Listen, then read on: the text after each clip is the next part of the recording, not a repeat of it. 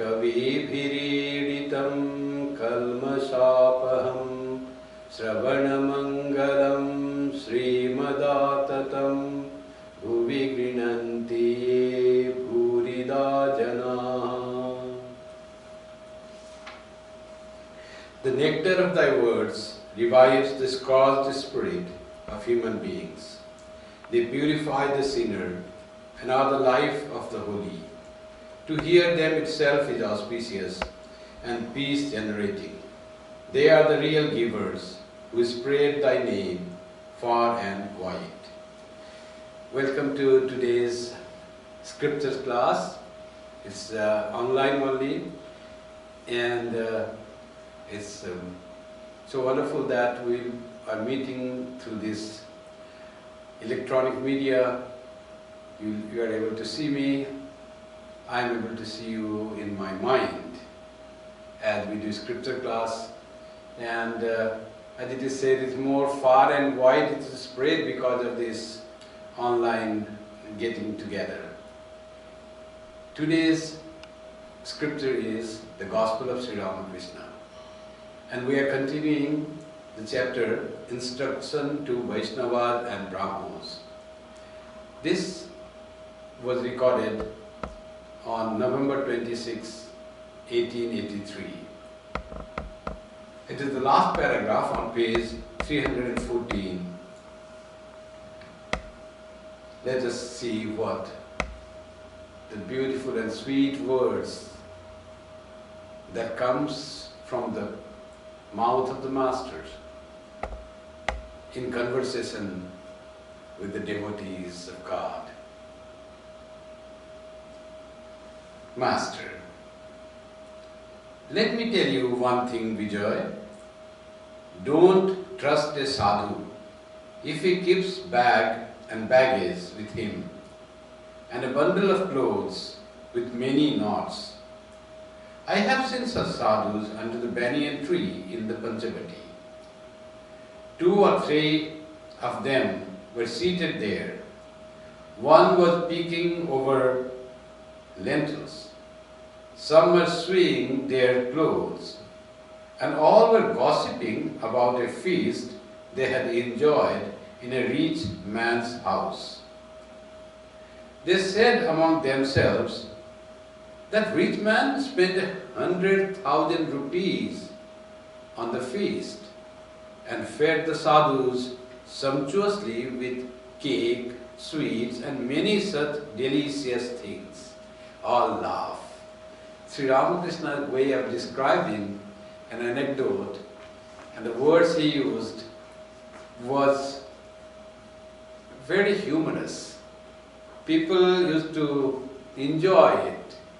They used to laugh the way Sri Ramakrishna used to present the things. At present he is describing about some sadhus who were not very deep into the devotion. They had put on the garb of a sadhu but had worldly desires, limited worldly desires, which is up to food, what they got. So they were busy picking the lentils to drive the stones or other particles from the lentils, getting ready for the food in the evening. And some sewing the clothes. They have to take care of the needs, clothes. So clothes and food, those were to be kept. And as they thought of food, they started talking of what they had in the feast another day in a rich man's house. Sri Ramakrishna must have been there and heard them once, but how he remembers, he says, sadhus, when he started talking among themselves, not talking of God or love or service, but what they were talking, what they had enjoyed, the enjoyment of food. The rich man fed a lot. What a delicious food it was, they were saying. Puri, jilebi, laddu, kachori, that all, cake and all that. We had a lot of food. And how much that person spent in food, that they were calculating. So, the sadhu people in the garb of sadhu, desires not fully gone, still on the path, and trying to express whatever they got joy in the food.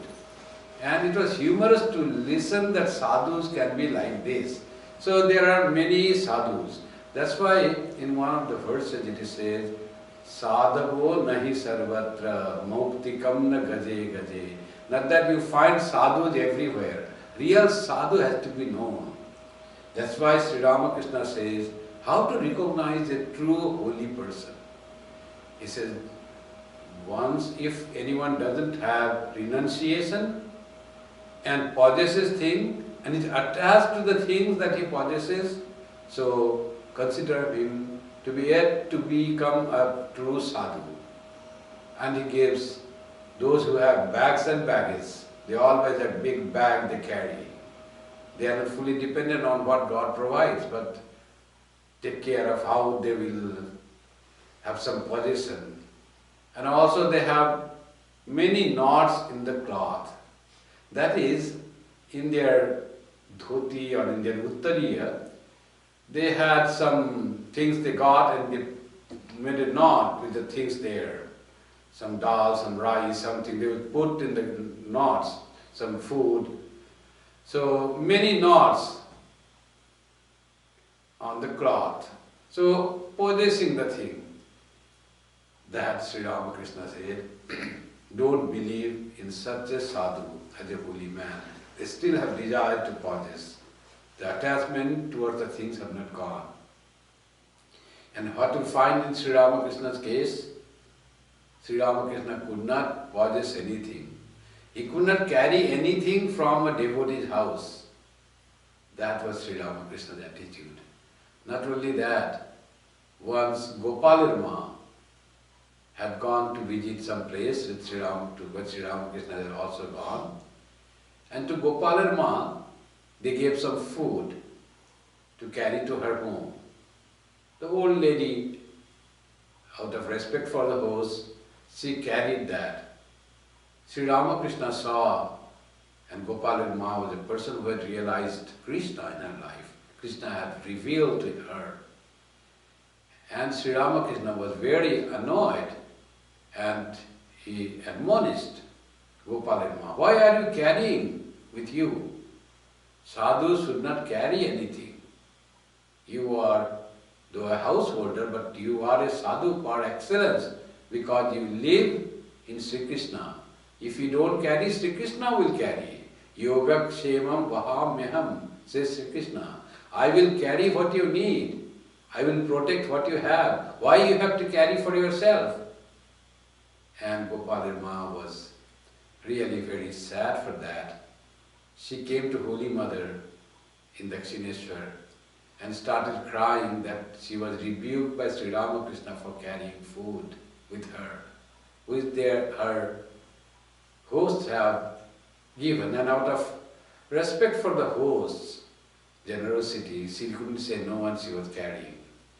Holy Mother, instead of supporting Sri Ramakrishna, she supported Gopalirma. She says, Sri Ramakrishna is a monk.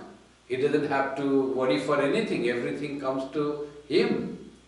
But you are a householder. You will be late today to go your place in Panihati. If you are late, when will you cook?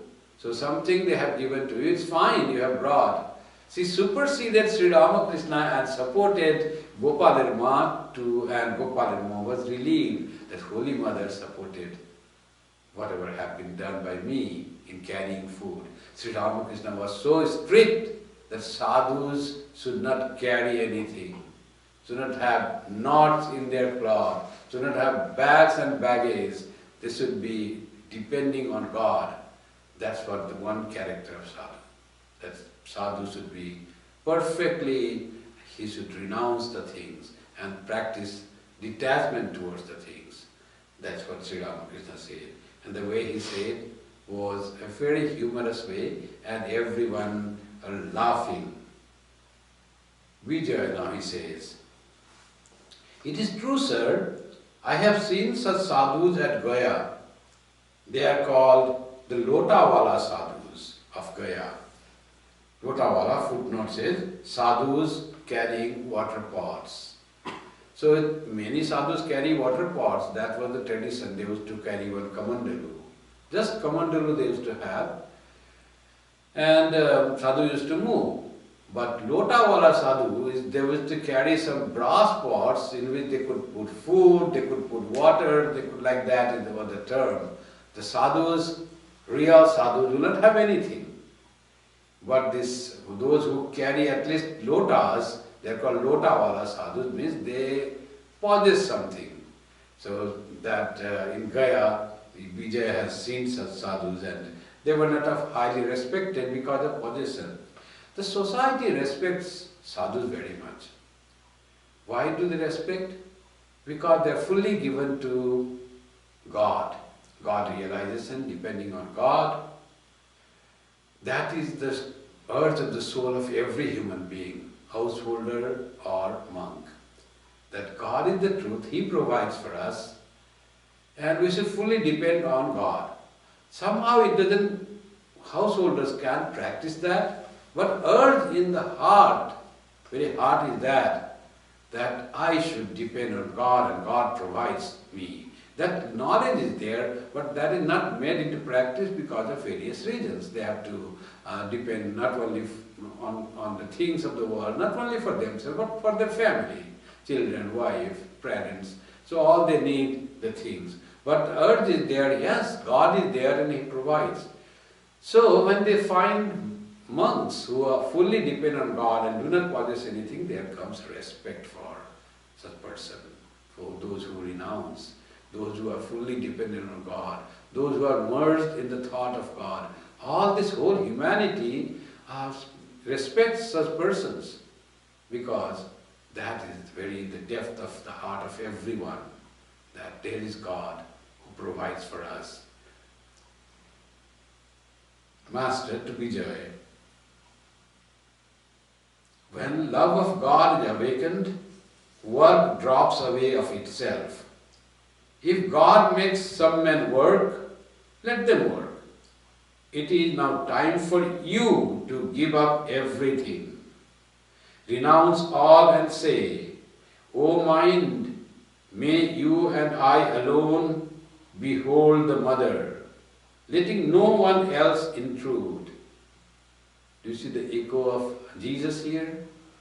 Who said to His disciples, go and sell everything that you have and distribute the money to the poor and follow me. Sri Ramakrishna says, give up everything. Vijay was already prepared. In that state he was. Before this, he was working as a preacher, as a teacher in the Brahmo Samaj, and he used to get salary. But his inner yearning was now growing by his connection with Sri Ramakrishna. By being with Sri Ramakrishna, listening to him, thinking about him, love of God has grown to such a level that he was ready to renounce everything. Little hitch was there. So Sri Ramakrishna says, now give up everything and just think of God. Then who will take care? God will take care. Mother Shyama will take care. When one renounces everything for the sake of God, God will definitely take care. That Sri Krishna promises in the Gita, and it is seen everywhere in every person's life. One fully depends on God, God looks after him.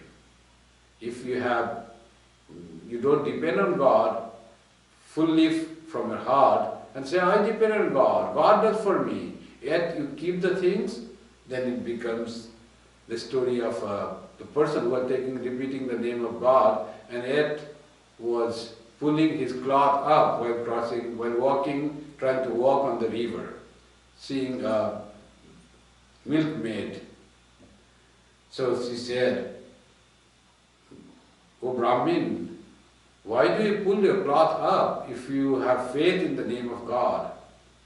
That God will make me walk on the water as it is being done to the milkmaid through her faith in the name of God, taught by that Brahmin.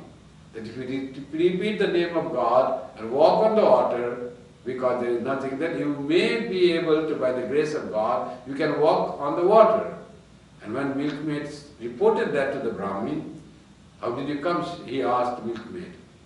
She said, I walked on the water. How did you walk? You told me to take the name of God. And then I walked. Then he said, oh, it happens. Can you also take me to the water? And he was taken by the milkmaid to the water. And milkmaid repeated the name of God. She was walking in front. The Brahmin was coming and he was pulling his cloth so that it doesn't get wet. So he had no full faith. And that's why God also didn't give him that power. That's what it is said. The power comes when you have full faith. That's when God starts taking your responsibility, otherwise not. Saying this to Vijay, that give up yourself fully to God, Sri Ramakrishna began to sing in his soul enthralling voice. Sri Ramakrishna's voice was so sweet, says Yam, that he never heard any other singer singing so sweet. It was the sweetest voice coming from Sri Ramakrishna. He also praised Narendranath's voice. He was a singer, excellent singer. Sri Ramakrishna himself says, have you seen Sri Naren? He is expert in so many things. He has no fear. He has no body consciousness. He is adept, expert in singing, in playing tabla. So beautiful was Naren's singing. And Yam writes, Naren sings so fantastic. Almost best, second to only Sri Ramakrishna. Sri Ramakrishna was the highest and best because Sri Ramakrishna's words came from the soul and he also sang very sweet.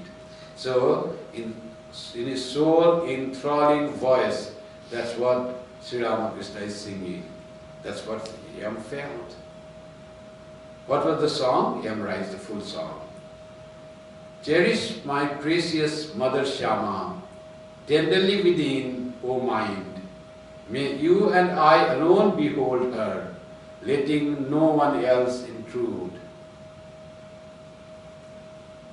Jotone hridaye rekho, adorini Shyama make, mon tui dekh ar ami dekhi, ar jano kehu nahi dekhe. That is the song. This Swami Nikhilanandaji translated beautifully. The second line is, O mind, in solitude enjoy her, keeping the passions all outside. Take but the tongue, that now and again it may cry out, O mother, mother. So how nicely he says, don't have any passion with you, only you and mother, and enjoy her in solitude. No other people, no other crowd, you and God. That is the best time. Solitude, Sri Ramakrishna says, pray to God, sing God's name, have holy company. And says one more thing, he says, sometimes be in solitude. When we are in solitude, we can go deep into ourselves because disturbing factors are not there. So now as this is the time, we are enclosed in our house, we don't have to go to office, most of us, and work from home, everyone, social isolation is there, social distancing is there. This is the time if we can utilize to be with God and enjoy Mother Shyama, that is the thing. When we start thinking of God in our heart, the joy starts coming. There is one enjoy called Vishayananda. You enjoy beautiful clothes, nice food, good house, soft bed, nice sofa. That also enjoyment called Vishayananda. Enjoyment, Ananda, happiness in the things of the world.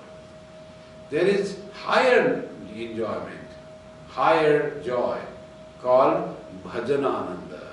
when you enjoy the company of God, you enjoy singing the devotional song, you enjoy reading the lives of the saints and incarnations, you enjoy meditating on God, you enjoy praying to God, that is called bhajanananda. When you are in the company of God, in your mind, and there is a greater, subtler, intenser joy. This joy is more intense than the joy of the objects of the world, than the Vishayananda. Bhajanananda is more refined, more permanent, and more intenser joy. It lasts long, it goes deeper. And the highest joy, as Sri Ramakrishna says, is Brahmananda. When you realize God, that is the joy in Brahman, joy in God. Even the path to realize God is also joyful. It's called Bhajanananda. When you realize God, you still is the third phase of the joy, called Brahmananda. So here it is said in the song, O mind, in solitude enjoy her. And if you have to take any other thing, just cry out, Mother, Mother. You don't have to anything. That's it. That is the possession, he says.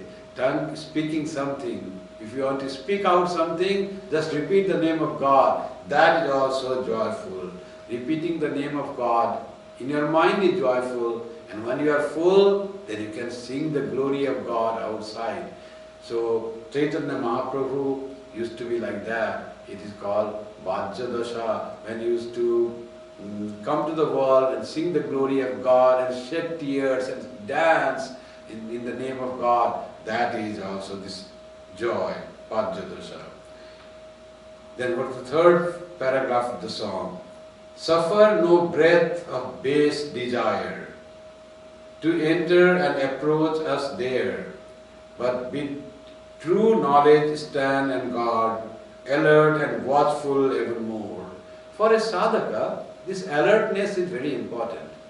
Once we find joy in the name of God in our spiritual practice, the spiritual practice is not a drudgery anymore. We have been doing it so much that doing japam, repeating God's name itself is joyful. But one has to be very careful. One day japam may be good, another day other thoughts come, other problems come, and you will not find joy. So one has to be very careful and alert, putting all your mind in God while doing the spiritual practice. That's what this song says. Beautiful. Sri Ramakrishna liked this song, and Yam and others were so much charmed with this song. The master said to Vijay, he is to continue, surrender yourself completely to God and set aside all such things as fear and shame. Give up such feelings as, what will people think of me if I dance in ecstasy of God's holy name? The saying, one cannot have the vision of God as long as one has these three, shame, hatred and fear, is very true. Shame, hatred, fear, caste, pride, secretiveness and the like are so many bonds. Man is free when he is liberated from all these. Lajja, ghrina, bhoy, teen thakte noy.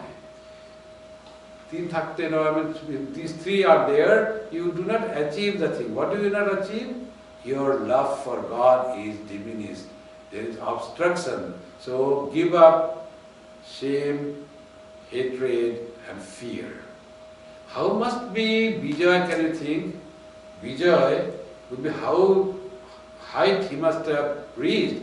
Rarely Sri Ramakrishna said this to any other person. He didn't say this to Yam, who was so close to him. He said, sometimes he said, come and dance. Sometimes he said, sing. But he didn't say, renounce everything and follow God. This was, he said that to Vivekananda, that's to Brahmananda when they were boys, Naren and Rakal. But not to everyone. He said this thing, give up everything and practice spirituality, realize God. So this is all the height this Vijay had already reached in his devotion. And And Sri Ramakrishna is trying to give a push. And this push is not just a push, it is also blessing. It is also strengthen his renunciation and his search for God. Sri Ramakrishna continues, when bound by ties, one is Jiva, and when free from ties, one is Shiva. Prema, ecstatic love of God, is a rare thing. So, goal for a bhakta is achieving prema, ecstatic love of God. In that case, when that is there, that is the stage of Chaitanya Mahaprabhu or Sri Ramakrishna. In that stage, the devotee enjoys God's presence. Devotee enjoy when God hides. That is called viraha. That is, viraha is also ananda. God wants to see. God is hiding, not coming up. And the devotee is crying, where are you, Lord? Please come, reveal me. But just now, that is also a kind of, that is yearning for God. And that is the great joy also. And when God comes, then dancing happens, then singing happens, then the joy, you come with your beloved. It's like meeting our own cherished relative, son, daughter, parent, father, mother, and we be with them, and then how much joy we feel after they come from somewhere out, they have gone on a tour and then they come back and we find that joy. Only this company of God is a very intense joy compared to our worldly meeting with our relatives, our dear ones. This joy is very intense. So Shiva and Jiva is not different. When bound by ties, one is Jiva. When free from ties, one is Shiva. That is different between people. Mukta person, Mukta Vyakti will be one who is free from all bonds and bondages. Prema, ecstatic love of God, is a rare thing. First of all, one acquires bhakti. Now Sri Ramakrishna describes how this devotion grows in stage by stage. First of all, one acquires bhakti. What is bhakti? That is the thing we seek. We say, we all say we are bhaktas, we are devotees of God. What is the bhakti? And that is the first step. What is that bhakti? He says, bhakti is single-minded devotion to God. What is this single-minded devotion? Our love is towards God. Our focus is God. That is called bhakti. Whatever we do for God. We do to please God, no one else. That's called single-minded devotion to God. We work, we cook, we do anything, we do everything for the sake of our Ishta. That my Ishta will be pleased. And if I do not do the things that my duties correctly, my Ishta will be displeased. That is, your focus is upon your Ishta. That becomes single-minded devotion. Your mind is in one point, is focused to God.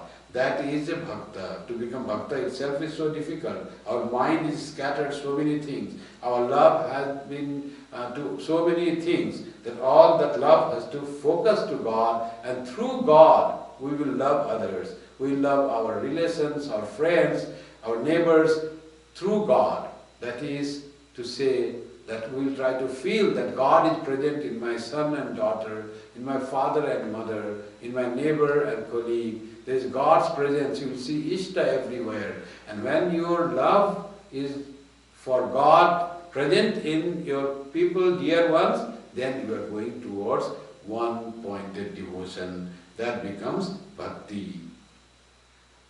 And he gives the example, what is bhakti? Like the devotion a wife feels for her husband. It is very difficult to have unalloyed devotion to God. Again this bhakti, unalloyed devotion.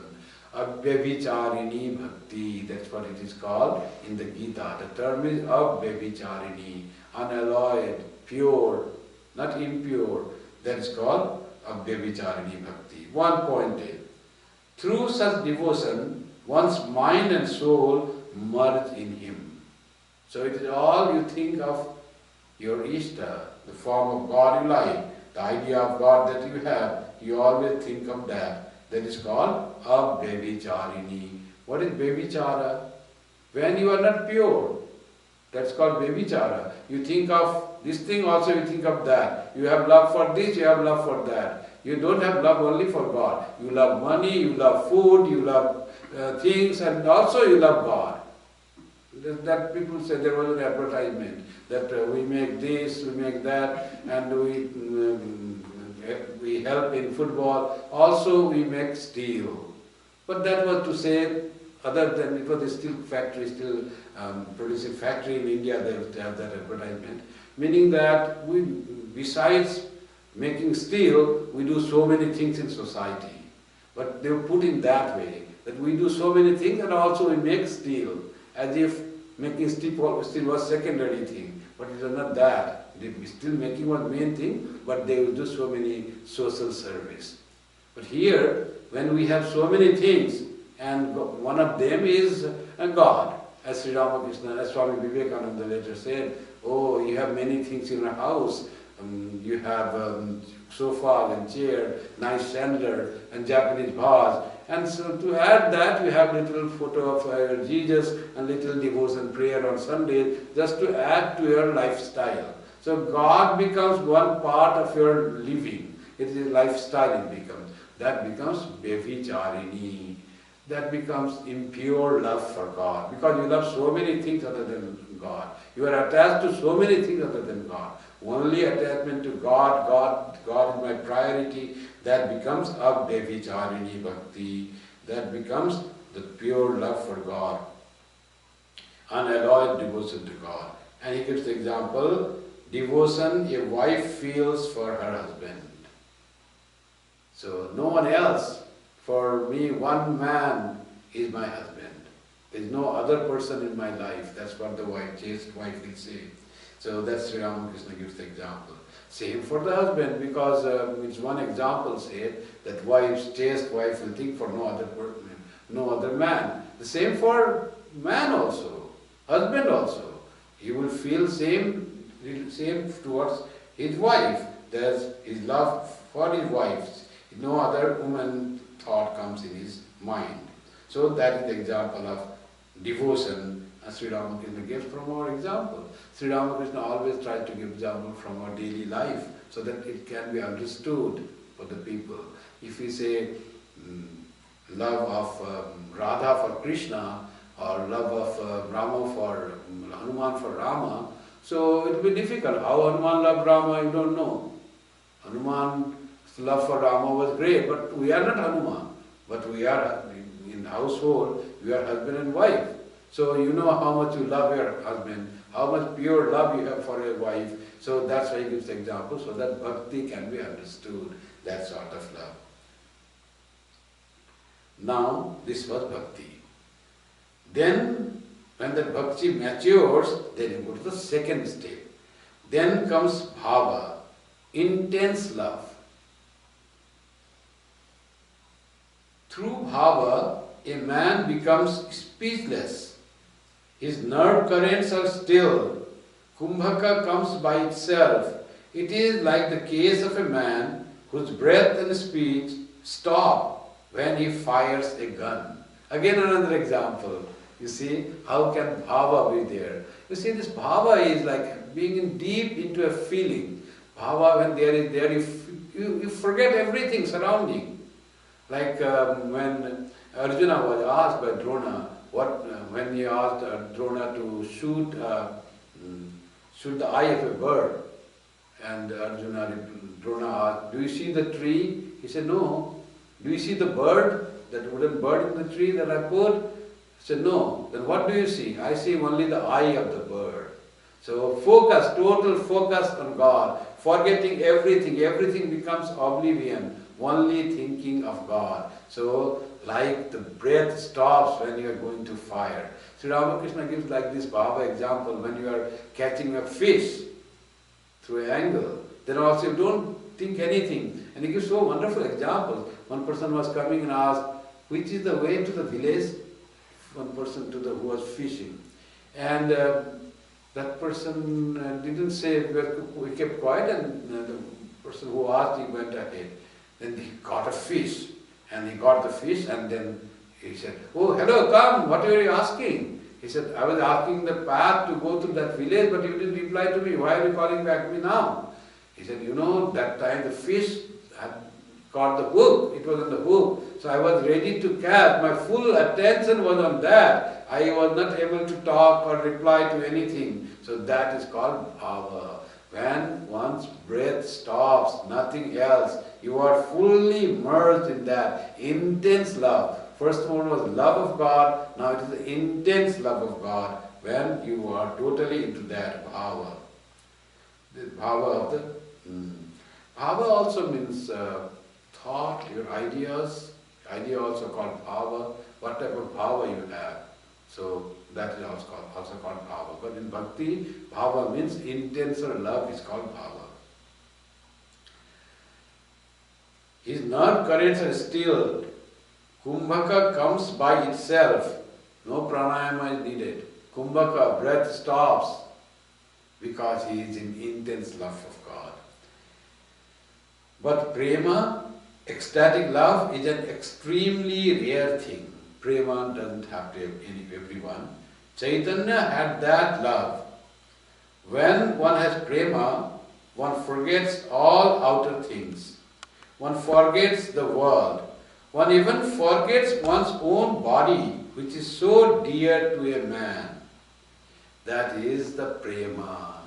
See, when Bhairavi Brahmani, he saw Sri Ramakrishna immersed in the thought of God, even the blood oozing out from his hair follicles, and not eating, and he has so much intense love, he said, "You are in the state of prema." And Bhairavi Brahmani said, this prema state has been experienced in history only by two others. One is Radharani, the extreme devotion to Sri Krishna. Another is Chaitanya Mahaprabhu. You are the third person to experience the prema. That Bhairavi Brahmani was very erudite and learned the scriptures, and she said that to Sri Ramakrishna. No other person has experienced this prema. So much intenser will be that love that you're totally absorbed, and Sri Ramakrishna says, you forget everything. You forget the world, you forget the surroundings, you even forget your body. It is like Nirvikalpa Samadhi, you see. Not exactly Nirvikalpa Samadhi. In Nirvikalpa Samadhi one forgets, even your ego is gone, obliterated, but here ego is there, I sense is there, but that person forgets everything, no sense of the body. That is there. So that is called prema. It is very rare, and it's experienced only by very high persons like fully merged in God. The master began to sing, "Oh, when will dawn the blessed day, when tears of joy will flow from my eyes, as I repeat Lord Hari's name. Oh, when will dawn the blessed day, when all my craving for the world will vanish straightway from my heart, and with the thrill of his holy name, all my hair will stand on end. Oh, when will dawn that blessed day?" So two things are said.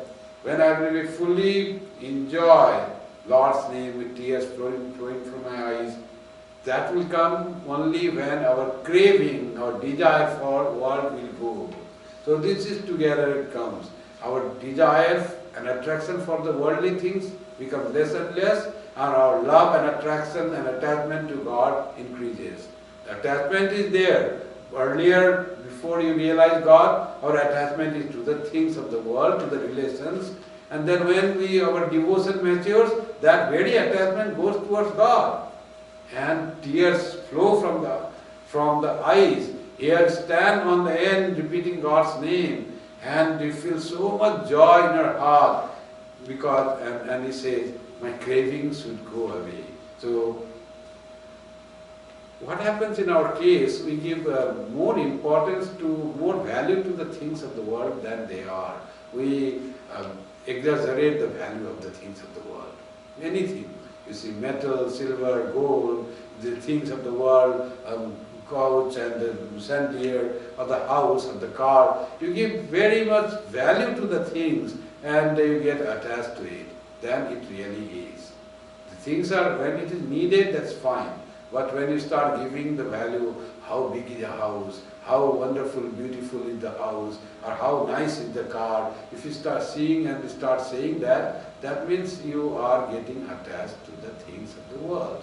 The things of the world are meant, house is meant for you to have roof above your head, and you can lie down in a room, and that is the thing. You need that bed of that size, 6 feet, 7 feet long bed, and nothing more than that. And car which will drive, and little money which will make you survive.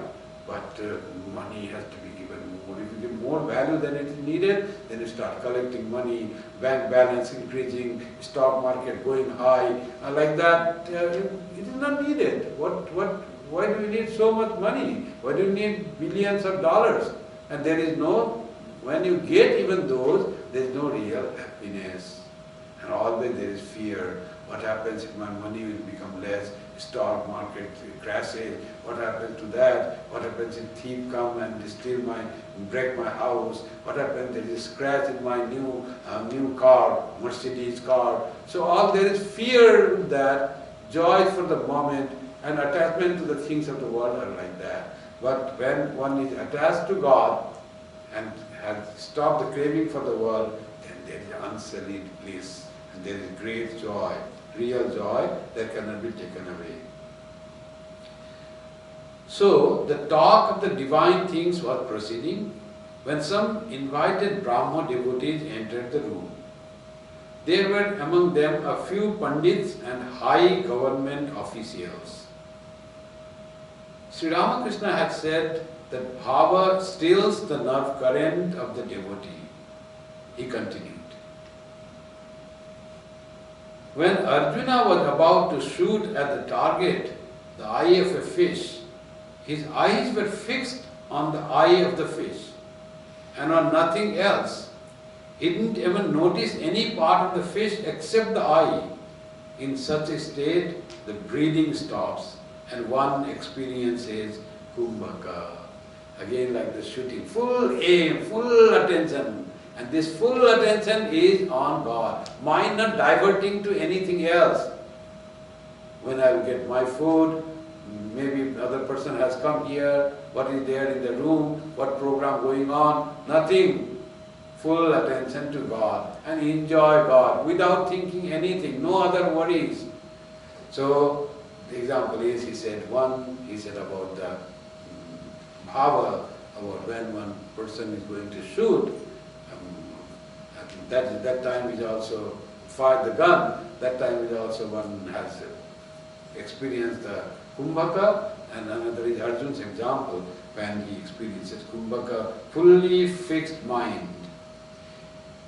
Another characteristic of God vision is that a great spiritual current rushes up along the spine and goes toward the brain. If then the devotee goes into samadhi, he sees God. So this rushing of spiritual current through the spine is nothing we can do for that. We can only intensify our love for God and gather the scattered mind and focus towards God. And practice in such a way with our knowledge of the real value of the things, lessen the value of the external worldly things, how much they are important in our life. And when we know that things of the world are not so valuable, naturally mind is withdrawn from that.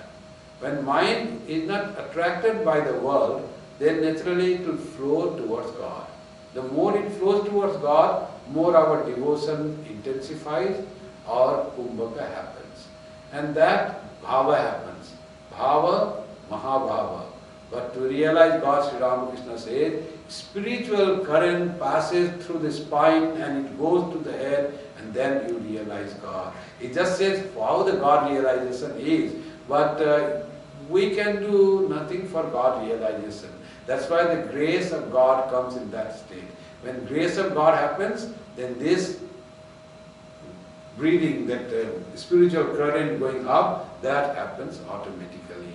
So we can try to gather the mind and not dissipate it on the thoughts of the world and put it in the thought of God and enjoy our one-pointed devotion to God, and by God's grace this thing will happen and the God will be revealed to us. He sees God. Looking at the Brahmo devotees who had just arrived, the Master said, mere Pandits, devoid of divine love, talk incoherently. Pandit Samadhyayi once said in the course of his sermon, God is dry. Make him sweet by your love and devotion. Imagine, to describe him as dry, whom the Vedas declare as the essence of bliss, it makes one feel that the Pandit didn't know what God really is. That was why his words were so incoherent.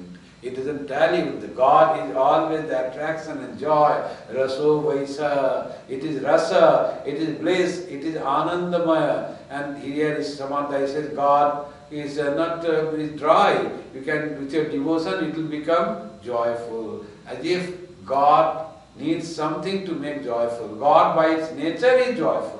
Your devotion takes you to God. You are able to understand God more, the joyful nature of God more through your devotion. That's why devotion is needed. So it says Pandit, they just think of God, they have not realized God. Samadhi has not realized God. He thinks of God as something and says God can be made joyful through your love. So that was very incoherent in Sri Ramakrishna's, who has understood God right and left and back and front. He knows how sweet God is. God's other name is sweetness or rasa. The Vedanta declares. That's why he says, whom the Vedas declare the essence of bliss, for him the Pandit is saying, one has to make sweeten him. A man once said, there are many horses in my uncle's cow shed. Sri Ramakrishna says about making the fun. Many horses in my uncle's cow shed. So, from that one could know that the man had no horses at all, because no one keeps horse in a cow shed. So, cow shed is meant for cattle, cows and oxes, and horse is left in a stable. So that man, that person doesn't have cow. When one says, God is dry, make him, sweeten him with your love, that means he has not seen God. He doesn't know about God at all. That's what he wants to say. Sri Ramakrishna says. Gives example. Some people pride themselves on their riches and power, their wealth, honor and social position. But these are only transitory. Nothing will remain with you in death. So, riches, power, wealth, honor, position, these are all nothing compared to love of God. These are all transitory. They are here today, gone tomorrow. Nothing will remain with you in death. This is the knowledge that everything in the world is changing, ever changing. Nothing is permanent. Everything is for the time being. Everything is for the time being. There is a song that runs, which says Sri Ramakrishna. Remember this, O mind, nobody is your own. Vain is your wandering in this world, trapped in the subtle snare of Maya as you are. Do not forget the mother's name. Only a day or two men honor you on earth as Lord and Master. All too soon that form so honored now must needs be cast away when death, the Master, seizes you.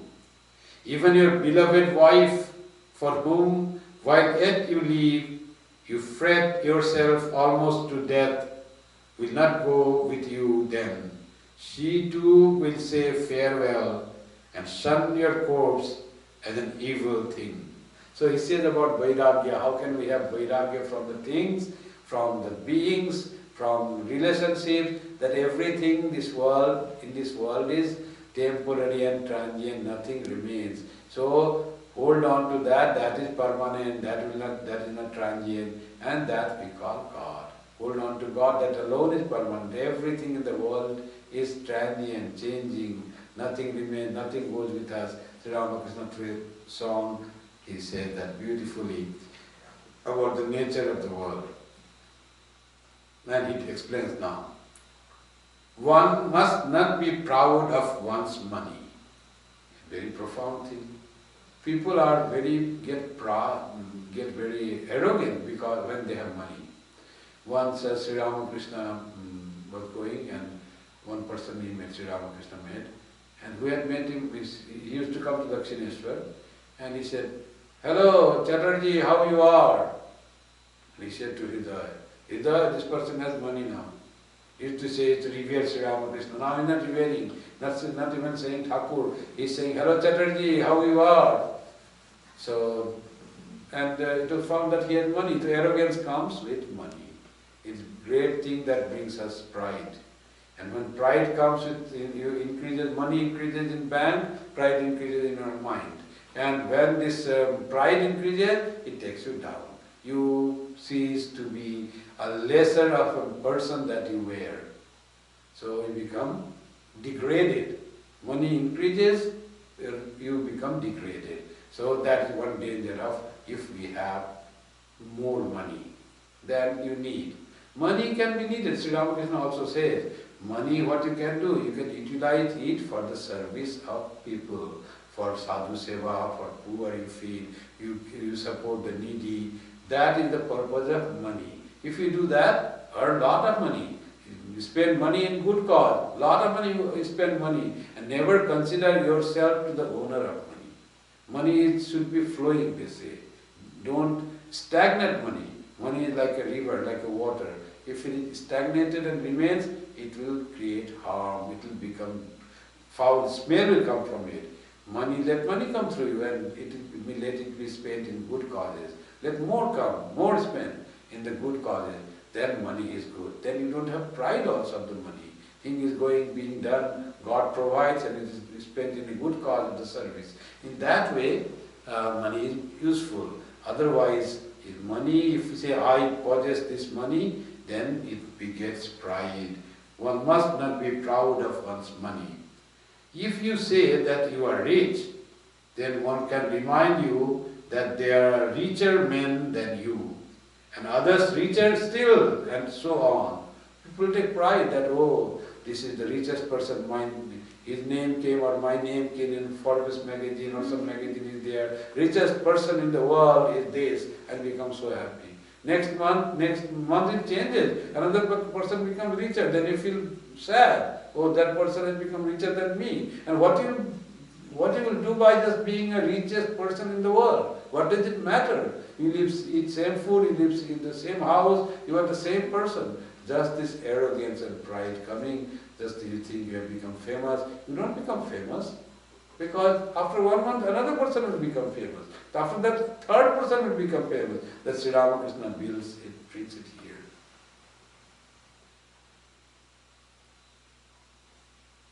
At dusk, the glowworm comes out and thinks that it lights the world.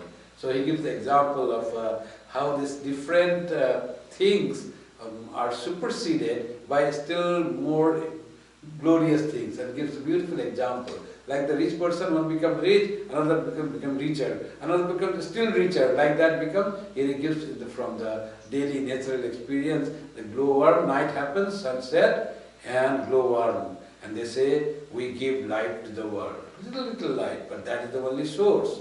Just the glowworm has come. But its pride is crushed when the stars appear in the sky. The more light coming, they become faded when the stars are there. Then the stars think, we are the giver of light to the world. The stars feel that they give light to the earth. But when the moon rises, the stars fade in shame. The stars fade. You see, the pride is all gone because there is a brighter being than star. The moon feels that the world smiles at its light and that it lights the earth. Then the eastern horizon becomes red and the sun rises. The moon fades and after a while is no longer seen. So ultimately sun came, the brightest, who is the source of all light that comes. That's what the source of the sun in our case is God. He is the only glorious thing. He is the only richest being. He is the only thing to be proud of. If we are proud of God, be proud of God, that I follow all the teachings of my Ishta. Be proud of that in your heart. That pride will not make you arrogant, but always will direct you in the right path. Sri Ramakrishna said, speak the truth. Don't hurt others. Don't judge others. Have loving feeling for all. Be devoted to God. Meditate on God. Think of God. If you are proud that I follow Sri Ramakrishna's teachings, then that pride doesn't throw you in the ditch. It makes you more afflicted. Yes, I follow Sri Ramakrishna. That pride is not pride. That is just, say, spiritual evolution. We cannot say that as the pride. If wealthy people would think that way, they would get rid of their pride in their wealth. Always look upwards. Sometimes it happens, I am the professor who is so much loved by this thing. I published five papers in big magazines. Then proud, I am that professor because others are not there. Then he says in another university they had a professor who published 7 papers, another 10 papers. So where is the pride? All is crushed. So look that. You might be a good professor in your university, but there are so many better than you. So nothing to be proud of you. You are not great, you are not Mahan. That you should always remember. There are other people who are greater than you. So keep humility. Arrogance, it makes you down, makes you bad, but the humility makes you richer.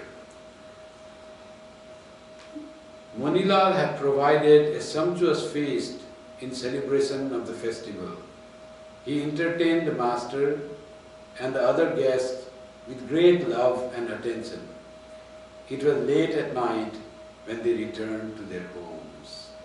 So Manilal was the one Brahmo. He had invited this thing and he fared nicely. Sumptuous feast, Yam says here, but they don't indulge when only talking of food. He just said devotee was a good. He entertained everyone with nice food and then after that they went full of joy. Sri Ramakrishna gives so much joy through his talk and through his presence. The thing is not only Sri Ramakrishna's talks and his humorous talks will give and his songs will give all joy. His mere presence of such a holy person becomes a source of joy in the heart of others. If Sri Ramakrishna would not talk and you would all be seated in his presence, all your attachment to the world will be gone, will be reduced, and you will feel your love, your heart soaring high, your mind purified by mere presence of such holy persons. That is the power of Sri Ramakrishna. And that's why when Sri Ramakrishna used to go somewhere, people used to wait what he speaks. Even in Brahmo worships, what Sri Ramakrishna will speak. Not new Sri Ramakrishna says anything. He says, be devoted to God, make yourself free from attachment to the worldly things, don't be afraid of death or any changes that are inevitable, and don't be proud of what you possess. Simple things that you learn everywhere, every time. But when it comes through Sri Ramakrishna's mouth, it gets power. It gets directly into our heart and starts working there. Just you need to listen. When Sri Ramakrishna spoke, and it went there, it changed the life of so many people. It was so sweet, these words. Yam was coming to Sri Ramakrishna. And Sri Ramakrishna and others, Naren and Rakhal, all started laughing. And then Sri Ramakrishna explained to Yam why they were laughing seeing a person coming. So Yam was not embarrassed. He said, you see, there was a pigeon who used to be given opium at a certain time. At that time, that opium would come because he was getting something that intoxicated, that he liked, that he felt joyful for, opium.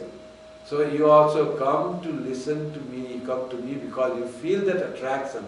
He must have said that he will come after some time. He understood the attraction that he carries and how not everyone is attracted to the magnet attracts the iron filings. It's the thing that it can attract. So he felt that Yam had that capacity to be attracted to Sri Ramakrishna.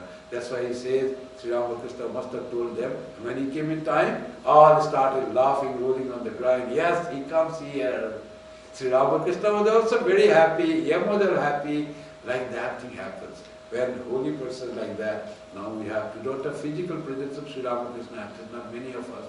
Among the devotees, there are people who feel the physical presence of Sri Ramakrishna, who have the vision of Sri Ramakrishna, but for many, just Sri Ramakrishna is in our mind, is in our thought. But Sri Ramakrishna, to those who see Sri Ramakrishna, he must be talking to them. There will be conversation like Sri Ramakrishna had with Mother Kali. People, devotees, can have talked with Sri Ramakrishna as Yam had with him when he was in Dakshineshwar at that time.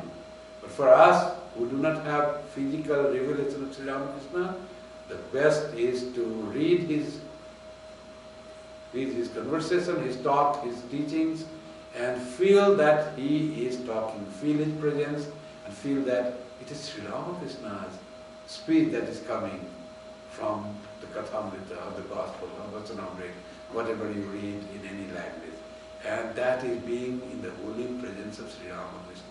If Ekalavya, by making the statue of his Guru, can excel in the archery just by having the statue of a Guru, why can't we have the feeling of the presence of Sri Ramakrishna in our mind by reading the Gospel and trying to feel, yes, Sri Ramakrishna is here, he is speaking. In Sikhism, the teachings of the Gurus is worshipped as God. It is the living presence of God, exactly with chamar and the flower and the offering, because that becomes God.